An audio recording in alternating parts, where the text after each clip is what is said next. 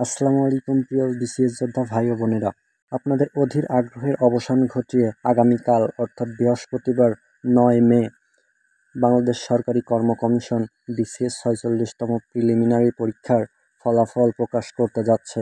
So আপনারা কিভাবে আগামীকাল অর্থাৎ ৯ মে আপনাদের বিসিএস পরীক্ষার রেজাল্ট দেখবেন সেই বিষয়ে আজকে আপনাদের সাথে আলোচনা করব।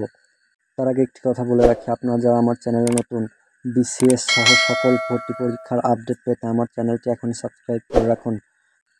শুরুতে আপনারা আপনাদের ফোন বা কম্পিউটার থেকে যে কোনো একটি ব্রাউজার ওপেন করে নেবেন। ব্রাউজারটি ওপেন করার পর আপনারা এখানে সিম্পলি সার্চ করবেন BCS result. BCS result search করার পর আপনারা একটু স্ক্রল করে নিচে আসবেন। এখানে স্ক্রল করে নিচে আসার পর এখানে একটি ওয়েবসাইট দেখা যাচ্ছে বিপিএসসি। আপনারা সিম্পলি এই বিপিএসসিতে ক্লিক করবেন।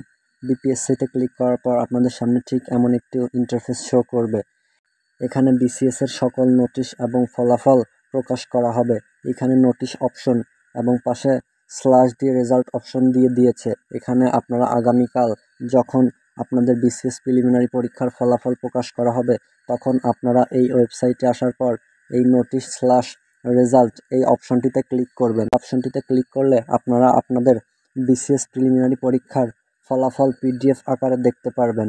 যখন ফলাফল প্রকাশ হবে ঠিক তখনই আপনারা এই ওয়েবসাইটে এসে এখান থেকে এই রেজাল্ট কর্নারে ক্লিক করে আপনারা আপনাদের কাঙ্ক্ষিত ফলাফলটি দেখে নিতে পারবেন।